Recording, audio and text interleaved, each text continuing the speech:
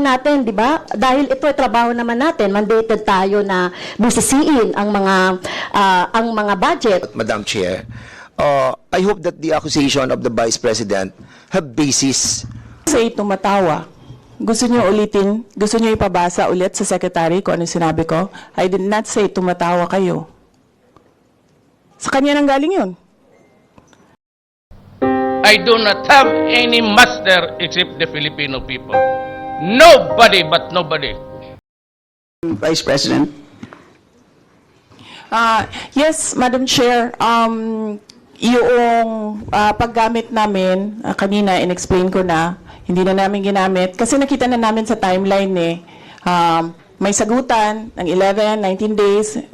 And then, meron nang lumabas na AOM ng COA within days. And then, meron na namang lumabas na another AOM. So, nakikita na namin yung pattern noong attack.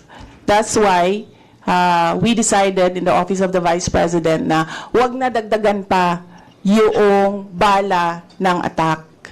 At ipakita sa mga tao na yung confidential funds, we are in good faith of using that and goodwill namin na napapadali yung trabaho, pero pwede siyang hindi gamitin ng Office of the Vice President. Salamat. Madam Chair, Thank you, Honorable Gutierrez. Madam Chair, Yes, Interjection is it, unless it's a point of order, we will not entertain. since my name is mentioned by the Vice President, may I answer? May I comment also, Madam Chair? Just a short interjection. Yes, kasi yung sinasabi niyang attack, hindi ko po maintindihan yung attack. Nagtatawanan daw tayo during kung ano man yung sinasabi, on 11 days, I think hindi ako yon, no? I-review niya yung naging proceedings noong 2023 na budget. Second, Madam Chair, hindi ko maintindihan itong attack na to kasi legitimate yung ni-raise natin about confidential funds noong 2022 na nakita naman talaga natin on records na wala talagang item na confidential funds sa 2022. Kaya ni-raise natin yon, at wala akong planong i-attack. Para saan? Ito, ginagawa lang natin, di ba? Dahil ito ay trabaho naman natin, mandated tayo na busisiin ang mga budget related sa iba't ibang mga agency. So, hindi ito, wala itong intention, but for the sake of the budget lang, at nakita naman natin na walang line item sa 2022 budget. Kaya dapat lang na ma-explain. At kaya nga yun, nagkaroon na tayo ng audit at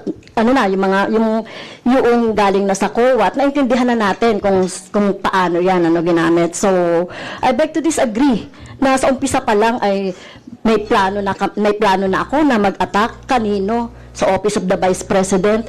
And in fact, nag-request pa nga siya ng budget for confidential fund in 2024. Na kung di natin na-discover yung 2022 na confidential funds, well, magtutuloy-tuloy pa rin yung ganyan, Madam Chair. So, yes, Madam Chair. So, I beg to disagree na meron akong intention na mag-attack sa kanya or sa Office of the Vice President. Point of clarification, Madam Chair. Yes, Honorable Dan Point Fernandez. of clarification. Just the last one. And I then just wanted to be clarified, Madam Chair, because there's accusations coming from the Vice President that there is a collective action that to be taken by this committee on attacking the budget, especially the COA report on the confidential fund of the Vice President. I think we need to be clarified if there is such action that will be taken by this committee. I think it is unfair to all of us, especially kami, galing lang po kami sa kabilang hearing and we decided to check it out, what is being discussed in this committee. Then suddenly we will be a part of this conspiracy or a collective action that will be taken against the confidential fund of the Vice President. And hearing the side of the Vice President, on the repetitive reply on not answering, I think it will set a bad precedent. What prevents other departments that we will be inviting over to do the same? And I think it is incumbent upon her, with all due respect and with humility, for us to be clarified on those budget that was used for the confidential fund. And I think being a part of the accusations that we are part of the collective action to malign her on the confidential fund is something that is out of order. I know, Madam Chair, that kung titignan naman po natin yung budget niya for 2025 na 2 billion and comparing to 2024 budget na 1.8, myself, I will move to approve this budget. Because ang liit lang naman po ng increase niya.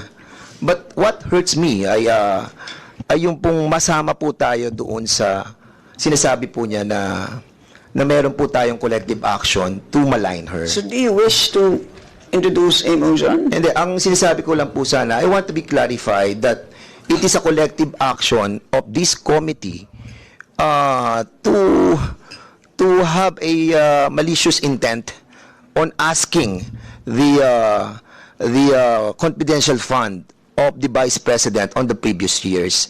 We are doing that in the different committees. We are doing that in the different investigations. And what I'm trying to point out, Madam Chair, I hope that the accusation of the Vice President have basis on trying to involve everybody on this conspiracy to attack her.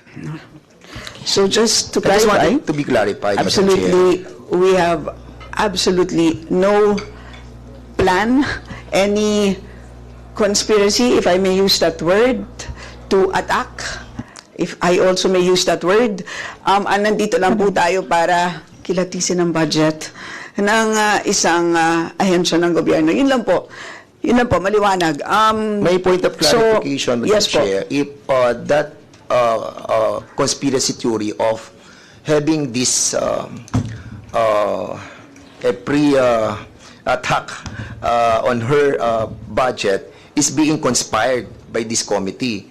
And if that is so, let me out, Madam Chair. Hindi po ako kasama doon. And I hope that the good Vice President will amend her statement involving everybody for this action taken by this committee, Madam Chair. Would Madam Chair, Vice President wish to I did not comment? say tumatawa. Gusto niyo ulitin? Gusto niyo ipabasa ulit sa Secretary kung ano sinabi ko? I did not say tumatawa kayo. Number 2, I did not say attack by the committee. Number 3, I did not say collective action. Sa kanya nang galing yun. I did not say conspiracy theory. Sa kanya nang galing yun. Pabasa niyo ulit kung ano sinabi ko. And so, Madam Vice President, because those words were uttered Madam Chair. by Madam someone, Chair. I just Just because you don't like my answer, you don't like how I answer, you don't like my demeanor, hindi ibig sabihin na hindi ako sumasagot. And that's the reason why, Madam Chair, So, I asked okay. for the point of clarification. yes. So And, again, my- I had. Again, now that the pwede lang Vice- po sana. now that the Sandali Vice lang po. President- Sandali lang po, para hindi po tayo nagsasabay-sabay.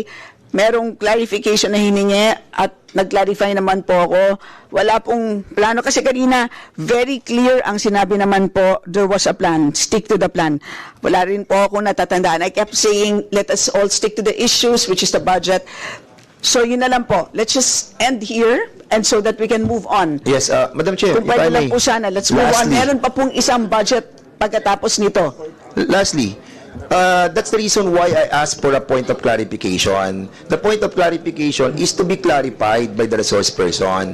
And if that is the answer of the good Vice President, I will accept that her intention is not to involve everybody on a collective Yes, attack on and her we're budget. happy with that And I'm happy clarification. on the answer of the Vice President. But, of course, I just wanted to review the, anyway, thank you so much, Madam Right, Chairman. salamat. Madam Chair, So, yes, a Madam point Vice of President. clarification is understandable if you want to be clarified of the words I uttered. I did not say collective action. I did not say Yes, conspiracy it has theory. been made clear, I did not Madam say Vice President. I'm being attacked by the committee. Hindi naman nanggaling sa akin yun. So anong ika-clarify ko doon? Yes, ma'am, noted po. It had been Yung loud and clear script po. kasi nagkakabuhol-buhol na yung script. Let's now Chair. proceed. If- Madam Chair, just an inquiry from this representation. May I ask if this is a budget hearing on the budget of the OVP or is this a committee investigation already?